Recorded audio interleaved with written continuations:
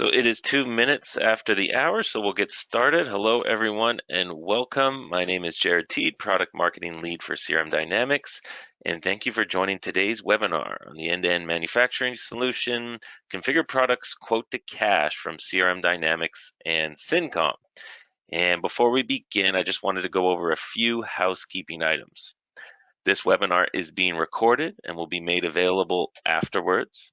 To ensure the sound quality is consistent, we have muted all the lines. And if you'd like to ask a question, please use the chat or question function on your control panel, and we'll make sure to address them at the end of the session. So with that being said, I'd like to introduce our presenter for today, well, one of our presenters for today, Pierre Bertrand. Pierre has many years as an ERP and CRM project manager, giving him a unique approach to sales. He's either sold it, managed it, or implemented it himself. Pierre has built high-performing professional services teams that have run large and complex IT projects. He's been a solution architect focused on combining the D365 marketing and D365 field service modules with other Microsoft ERP systems, and is an emerging Microsoft AI and machine learning enthusiast.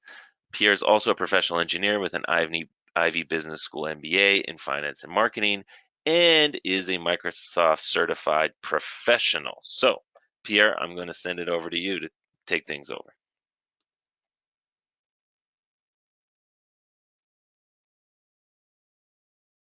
Thanks a lot, Jared. So for today, thank you for the introduction. Here's our agenda. I will spend very little time on introductions and profiles today because we're really excited to show you the solution that we have together with Cincom. So I'm going to take you through a quick CRM Dynamics profile and a Cincom profile. I'm going to set the stage for the use case that we're going to go through today, and then we'll hop right into it with sales process, starting at the quotes, and then we'll take you through all the operations process so that you have really a quote to cash view of the capabilities, and then we'll go through questions. So the CRM Dynamics side, it's pretty straightforward. We're a Gold Microsoft certified partner. We're in Mississauga, Ontario. For those of you who are in Canada, you're familiar with the area we're in. The owners have been working in CRM projects for about 20 years. Our company's been around for 13, but Bill and Dirk, the owners, have been working with CRM systems from the very, very early versions of Dynamics and even before that. So lots of experience on our team. We have right now about 60 people working in our practice. We're an award-winning partner. In 2019, 2020, we won the Microsoft Impact Award for Business Applications for Canada, and we're also brought into the Microsoft Inner Circle, which shows that we're a top partner in Canada, and we're also one of the top 1% partners globally for Microsoft. Really important for our clients, we have a business benefits realization program, because as you know, the day you go live, the second at which you turn on the system, there's really no benefits. You have a nice shiny new system, and that's pretty much it. The benefits occur as you start using the system, as users adopt the system, and as you keep your eyes focused on the goal of getting the benefits you plan for the project. So we help our clients implement, obviously, but also put together the structure and the governance to be able to get to the results they're looking for. And Sergey will also show later on that he's also very, very focused on results, as we'll see later on. We also have worked with many industries. We've done over 500 projects over the years. And for certain industries, we've seen patterns. And we've been able to build templates that help us implement more quickly and at lower cost than a lot of our competitors. And finally, we have extensive digital marketing capabilities. So we really want to help our clients not just set up processes and help them optimize operations, but really we are able to help them bring in new business by helping structure marketing campaigns and bring in more leads that can then flow through all the processes and all the improvements we have them put together. So from the CRM Dynamics side, your guide today will be my good friend, Oliver Lamaka. Oliver and I have worked together on and off for probably about 15 years now. Oliver is a former accountant and has been working in this area for about 20 years. Now, Oliver and I have unique experience that apply to what you're going to be seeing today. We've worked for many years with equipment dealers, i.e. organizations that configure products, industrial equipment, etc., and then resell them, maintain them, rent them, etc. So as you go through with us the processes that both Sergey and Oliver are going to show, keep your questions aside and we'll be happy to answer them, and know that we have experience in industries very similar to yours. Now for Cincom, I'm just going to pass it to Claire to give us a quick overview of Cincom as an organization and of Cincom's product. Claire? Thank you, Pierre. Hello, everyone. I'm Claire Lancia. I am the channel manager here at Cincom.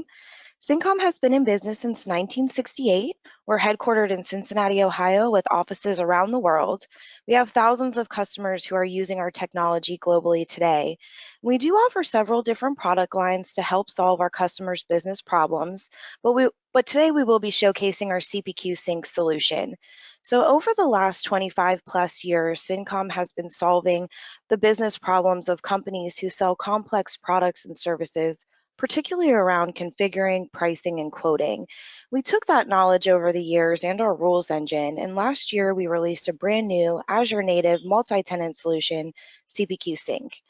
So since our product is both native to Azure and Dynamics, it was really important to us that we work closely with Dynamics experts to give our customers a complete and enjoyable experience. We decided to partner with CRM Dynamics because of their vast depth of expertise in the dynamic space.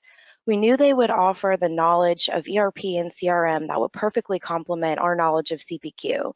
And today we will be showing you our new product, along with what we have done and what we've been working with CRM Dynamics to help solve those business problems for your company.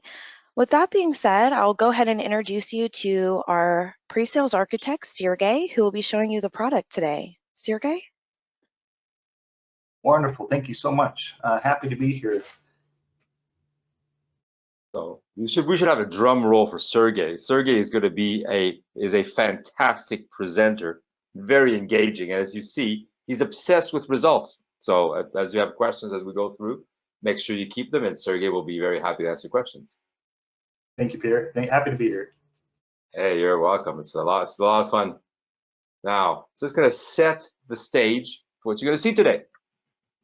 So you've got obviously the Microsoft Dynamics 365 environment. So you have sales, marketing, customer service. On the left, you've got finance and operations and business centrals as the ERP systems. We're going to add the Cincom product to the sales module. So what that does, Cincom and their CPQ is not an add-on where you have to worry about integration, where you have to worry about data going back and forth. It's baked into the system, and Sergey is going to show you that later on. So that's why we like and really promoting this solution. A lot of our clients are looking for a one-stop shop through Microsoft and through the Microsoft stack, and Cincom is a perfect addition to be able to do CPQ, configure, price, quote, in the Microsoft Dynamics platform in a seamless way. So today, we're going to show Cincom product on the sales module, and we're going to focus on Business Central, one of Microsoft's leading ERP systems. So what we're showing today can apply to three different scenarios. You can have configured to quote in an assemble to order environment. You can have configured to quote in a make to order environment. And finally, you can have configured to quote and order from a manufacturer in the context of a reseller. And that's what we're going to be focusing on today. Oliver will talk about the ERP system. So Business Central supports manufacturing. So the two other scenarios are supported in the solution we're showing. But from a perspective of the time we have available, we're going to focus on this one here for today. So that's enough for intros. I'm going to pass it on to Sergey, who's now going to take us through that whole solution. So Sergey. Awesome, thank you. Let me go ahead and grab control here and I'll share my screen.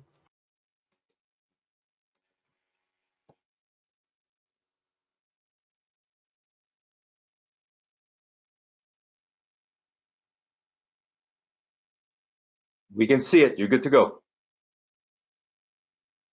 Oh, that's your email. Oh, let's not do that. Let's go back over here. No worries. There we go. Okay. Good to go. All right. So thanks. And again, I'm very happy to be here. wonderful to work with the team at CRM Dynamics as well as our peers here at Cincom. Very excited to show kind of this quote to cash experience in our iteration through 25 years experience with the CPQ space, really defining, forward thinking and helping customers create the best business experience, for highly configurable manufactured products and other types of services and solutions. Now, I'm going to put my hat on, as Pierre mentioned, in the example of a salesperson working with a customer, and we're going to go through a simple example and showcase some of the guided selling as well as the document proposal elements.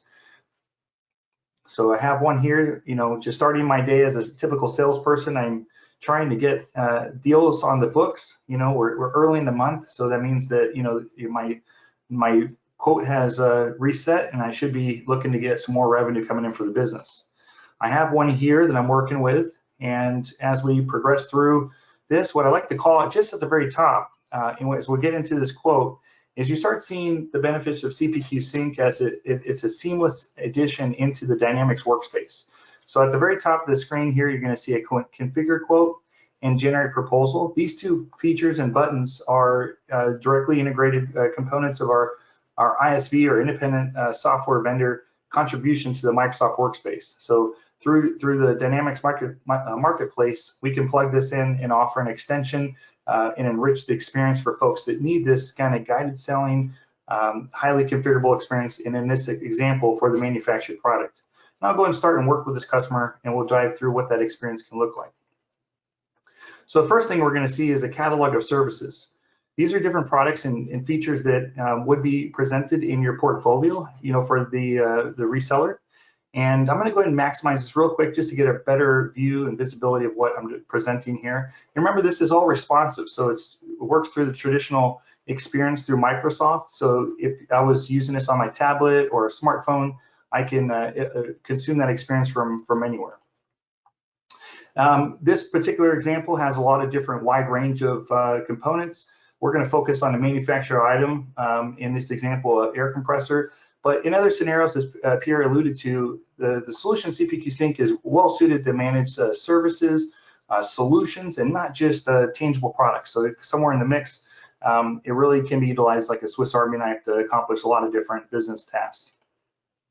In starting out the experience, I'm working with the customer again. I'm trying to help figure out where they're at in their buying process, traditional sales steps, but also begin, pretty typical questions to determine what exactly the customer is going to be using this product for, so I can land on the right solution of the product here. So what we have here is basically a hide reveal functionality around the beginning of a guided sell. So basically I'm presented a question of what the use case is for. Our products are used for a lot of different scenarios.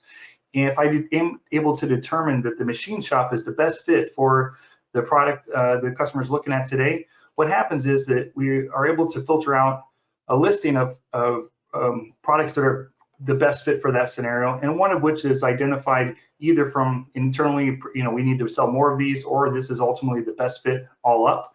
One indicated with a little light bulb saying the DG series compressor is the best fit for this application. I'll go ahead and select that. This helps me stay really tight as far as positioning the right products, and I'm also in the same single pane of glass experience. As I add this to the cart, you'll see that we had a visual representation of a card of the compressor itself, and I'll move this over to a line item. This is your traditional top level pricing, and I can make some changes here. Now, I could actually transition from here, take this directly on over and create a budgetary estimate. But today we're gonna walk through the rest of the configuration and go through kind of a full sales cycle.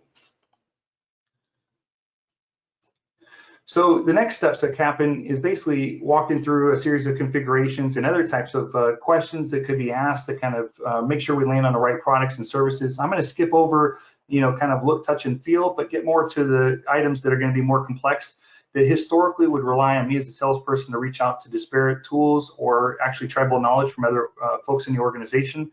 And one of which is here around the warranty. Now, keep in mind when we're talking about these features and functions, it's more than just the example of the warranty. It's more the function that I want to show here. So this is basically, again, another hide and reveal functionality. So in selecting warranty, talking to the customer about this, I pitched it, they're interested. Now I have more selections to now present themselves. By default, we're looking at the warranty and the bronze selection. But if I'm able to change the hours of usage based on my question to the customer, I now produce a formula that's going to change the tiered output, and now I'm landing on a more appropriate configuration of a warranty gold. So this particular type of decision rule that happens could be used in a lot of different scenarios. In this example, we're using it for warranty, but you can actually use this for a lot of different types of functions related to the product and combined to the previous one I showed you. So these are all able to be layered on top of each other for enhanced functionality. And again, keeps me in the transaction. I'm not having to make a call, talk to one of my counterparts at headquarters, figuring out warranty. Sometimes that can be very complicated and time consuming, and I may not be up to speed on that, especially if I'm a new salesperson. So this keeps everybody tight across the sales organization and improves that speed, efficiency, and accuracy all up. The next one is really around technical features. I personally like this particular type of rule. This is what I'm going to show now is a constraint rule. And let's say I'm working with a customer and they are very, a lot of times these buyers, in the scenario of who's reaching out to us or trying to make these purchases is someone who's done this consistently. They have a lot of experience and they maybe have some strong opinions about what they want to purchase. So if they come to me and say, hey, Sergey, I got the single phase and I'm pretty sure it's 50 Hertz, that's all I want. I'm not going to, we're not going to go with any other route.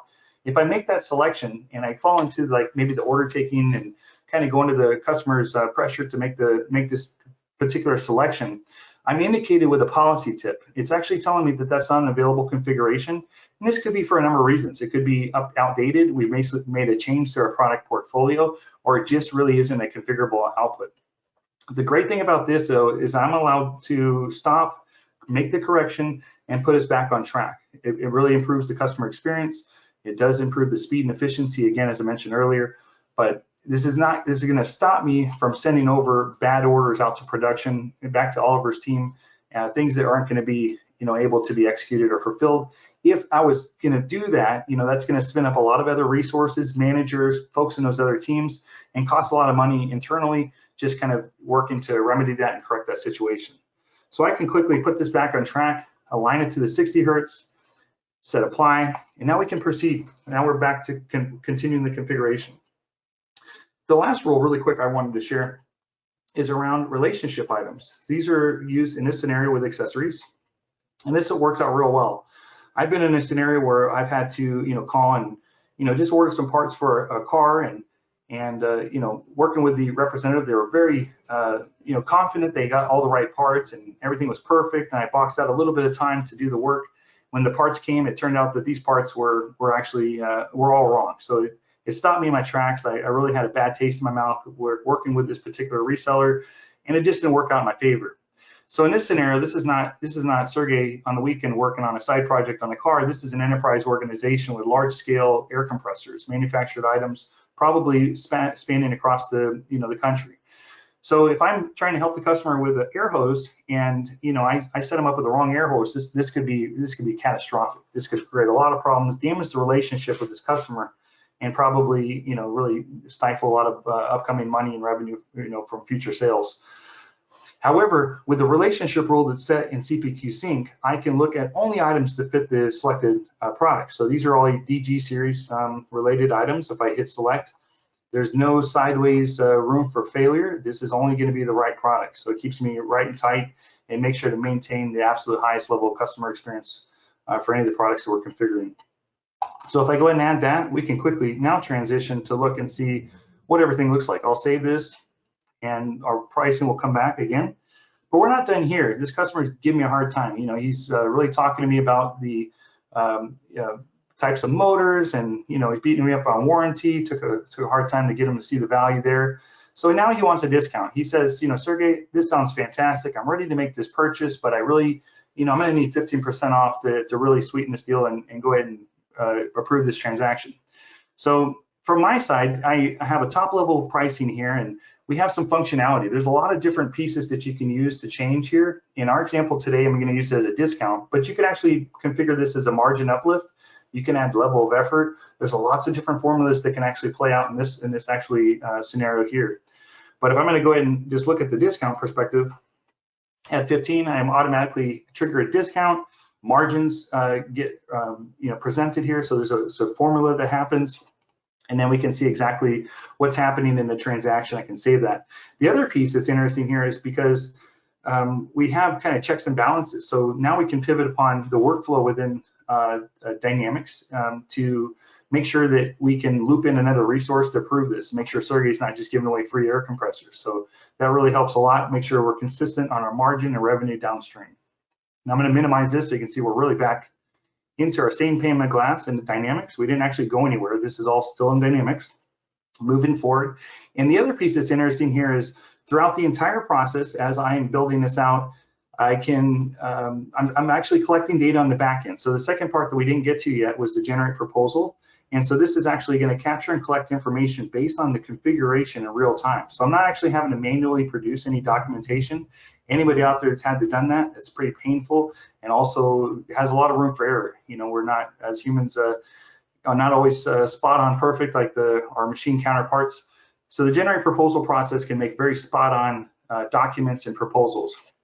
You know, a couple examples here for this manufactured item is I could have initially sent out a budgetary estimate, very clean and simple, a lot of lightweight configuration, or we can do full document sets, you know, such as the collections. So I can generate these proposals, it immediately spits it out down at the bottom, and if I come up to the top, I can see exactly this document set produced in real time. This happens immediately. There's no delay or changes, and it automatically pulls the information from Dynamics. So as you see, we have the customer information, my thank you letter to the customer, thanks for the business. You can please get back to me for more air compressors, tell your friends and family about my great work. We have watermarks that you can actually use. These are also very simply easy to craft, such as this is done from Word, and our generate document proposal application that married into the CPQSync allows you really a lot of customization and flexibility. On this particular example, we also included the bill of materials that's presented here in the documentation. So when the customer gets this, they can actually go through and see line item, all the components and pricing that goes into making that product. And so this is really important to make sure that, you know, everything that was discussed is represented on the final purchase so they can go ahead and proceed with the transaction. As I slide on down, you'll see the warranty display. And so remember, we talked about warranty. We also talked about an air hose. So this is a custom documentation that came out and produced on the back end behind the scenes seamlessly based on my actions on the front end. So we were talking about the 5-year warranty. We got 100 foot of air hose on that particular compressor, and then the rest of the, you know, boilerplate language there. And you can keep on going further. In the example we produced today, we had documentation regarding support services because warranty was in play. How do you reach out for services? What does that experience look like? What do you need to be prepared? And then sliding on down, you can do other documentation such as terms and conditions. This is very flexible based on the source environment. There's a lot of different ways you can, you know, craft this. This is a very light example, but I hope it helps articulate the power of the document generator in conjunction with the guided sales and enriched configuration there with CPQSync. Now I'm going to pause it here. Now next steps would activate the order and process on through to the next steps, which is going to pass it over to Oliver. And Oliver is going to show this transaction move downstream and complete the sales cycle. Now let's see here if Oliver's ready. I'll go ahead and pass it on back over here. Here we go.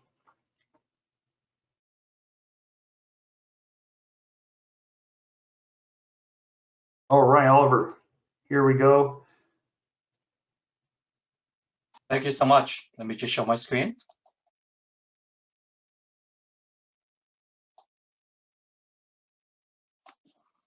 Okay. Hopefully you can see my screen.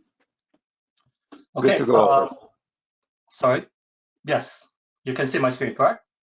Yes, we can. Okay. So thank you so much, Sergey.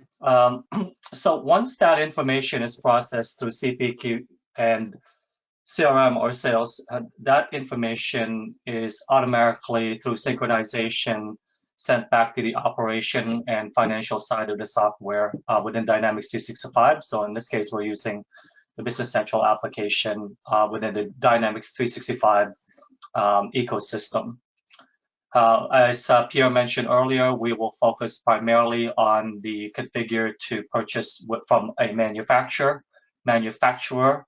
However, please note that the software is also capable of manufacturing this particular product internally. So if it's to configure to manufacture to order.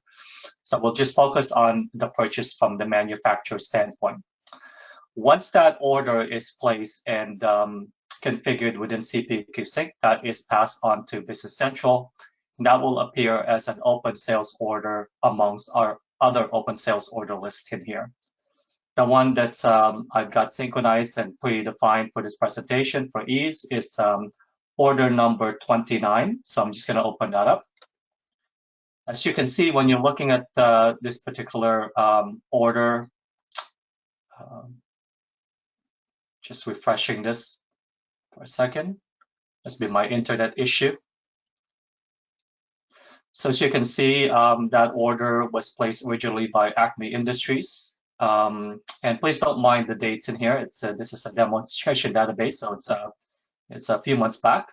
And you will see the reference from the CPQSync number or CRM number. But what's important here is that you will see that the line item here is showing you what you've configured in CPQSync. This is very important because Business Central, by default, out of the box, does not allow you to be able to configure these types of configurations for attachments, accessories, or dealer or manufacturer options that your customers might want to purchase along with the actual base model itself, which is the DG series compressor. You can also see that the price will also transfer over. If there's any discounts, that will transfer over as well, and all the different configuration. Now, the key thing to note when you are working with the operational side or the financial side of the software is also you increase visibility in terms of inventory availability. So let me show you something in here without getting into too much detail. Looking at this particular compressor right now, you will notice that we have one on order, which is quantity 1, but we are down to -2. Very quickly, without getting into too much detail here, I just want to give you a very quick overview of how the system's working in the back end in terms of purchasing and financials without actually going too deep in those two areas. So now that you've seen how a sales order is actually viewed within Business Central, I want to show you what the purchasing process looks like, given the fact that we are at -2 right now, so clearly we have to purchase this. Very quickly from within the sales order here, I can go ahead and create a purchase order, which will allow me, of course, to communicate the need of this particular model along with the configurations for accessories and attachment directly to the compressor manufacturer, whoever that happens to be you're purchasing it from. What's important to note here is that you will notice that instantaneously that purchase order is automatically created with the same information that you found in the sales order. Thus obviously communicating to the manufacturer essentially what it is that you want model-wise and what the configurations are. So what I'm going to do very quickly here is I'm going to go ahead and receive this just so you can see the process flow. And then finally, of course, I'm going to go ahead and once I receive that serial number, have that shipped out in the sales orders. You can see that integration between the two. So from here, I'm going to go into the actual model itself, which is the line item or product code. I'm going to go in here and I'm going to enter the document line tracking. I'm sorry, I clicked the wrong one. I meant to say item tracking lines. From here, I'm just going to make up a serial number. I'm just going to use today's date, 0302. And I'm going to say I'm going to receive a quantity 1. You're not limited to purchasing just 1, but in this case, we're just working with a quantity of 1. You can be purchasing 2 of these particular compressor. From here, I'm just going to close that out, and the software is now ready for me to receive this. And what I'm going to do simultaneously is I'm just going to do it in one fell swoop, meaning I'm going to go ahead and receive and invoice this just so that you can see that I can also invoice it simultaneously, but you can do it in 2 separate steps. FYI, while this is happening, I also want to emphasize that the software has a built-in warehousing and supply chain management solution that will allow you to manage this from an inventory perspective. So the software is now telling me I forgot to enter an invoice number, which is a common mistake that most people make. It's a mistake that I purposely made sure I made a mistake on, just so you know that there are controls in the software that ensures that there is a vendor payable number entered before you can invoice it. What's important to note is as soon as I invoice that purchase order, it will, in real time, create an increase in inventory by 1 so that we could supply the customer with a serial number we just received on the sales order. But in the background, it will also generate all the accounting entries, particularly on the GL side, on the payable side for the accounting side. So I'm not going to open that up right now. We can do that in a much more detailed discussion or demonstration of the financial business central portion of Dynamics 365. But what's important to note is that that serial number is now available for us to ship out to the customer. As you can see, the item availability is now -1. It's -1 right now is because clearly I have another order that's actually calling on that same model as a demand from another sales order. So from here, I'm going to go into the line button, related information, so that I'm able to ship this out. I'm going to go to item tracking lines. And from here, I'm just going to go ahead and select whatever serial number it is that I received. Of course, I can easily ship out a different serial number, but this one I want to show you to make it easy. A one-for-one situation, and the quantity one here is automatically defaulted because that's what we had on the previous screen. I'm going to close that up. At this point, once we've allocated the sales order, so the serial number to the sales order, there are 2 steps involved in it that will happen from a financial perspective. First, you can ship it, which means that you've delivered it to the customer, and then you can invoice it afterwards.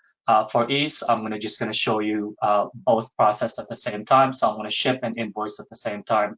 But of course, I can break that down into 2 different steps. So at this point, I'm going to click a post, and it's going to say ship and invoice. I'm going to hit OK. And the software will now inherently create multiple things.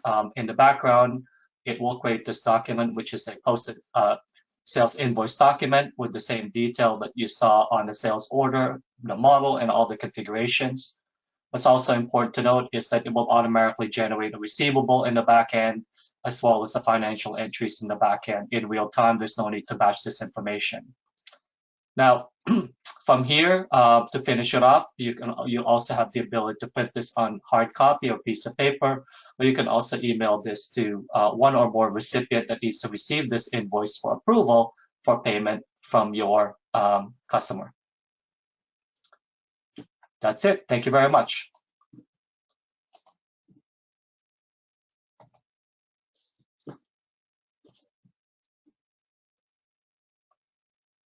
All right, so Jared, do you want to take us through some of the questions that were submitted today? Yeah, let's do that. We have a couple here, and whoever wants to jump in and answer, please do. First is, how does the solution help with slow quoting times? I could jump in and tackle that if everybody doesn't mind. So when you talk about slow quoting times, there's a couple different exercises we can really help expand upon that topic.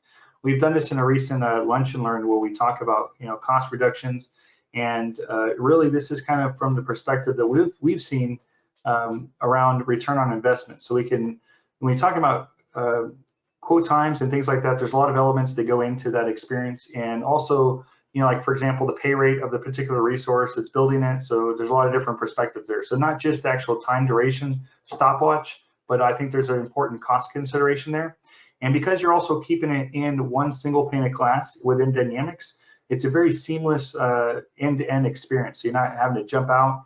It's very controllable, predictable. So in most cases, depending on the scenario, you can run through a return on investment exercise and see some very interesting perspectives on examples that can calculate out true cost savings and gains based on moving to this type of system, depending on where you're coming from. But that's kind of a high level.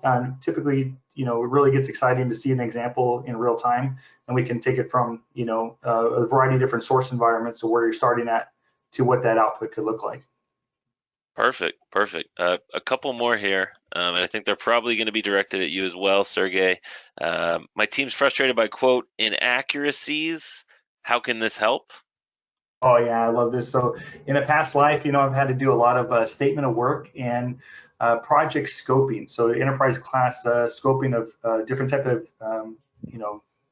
projects, right? Managed services or otherwise.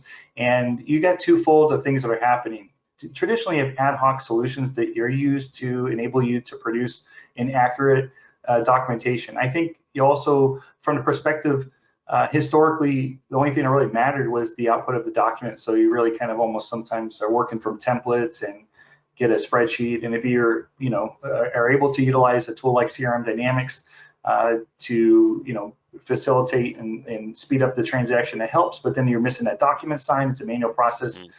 So the best part about this is everything is step along the way. It's really boxed in, it's guided, there's bumper rails, and so it's very consistent. If you have a team of 50, 75, 150 people that are out there doing the same function, they're experiencing the same, basically walk of life, building out these solutions. They're very predictable. So at this point, you can actually throttle this up or down based on how you want to impact that sales population. And then the output of the document is very tight. There's no really room for error. I mean, it is the configuration that is done with the customer, or however they get to that information inside the portal. So the output is going to be tight. So, again, you're back to that speed, efficiency, and accuracy, eliminating having to rework quotes. That's a complete mess.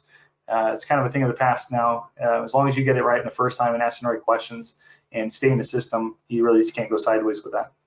Okay, great. And final question here, and you kind of already touched on it, but it's right now our company has one person managing our current solution. Can this solution help my team break away from this bottleneck?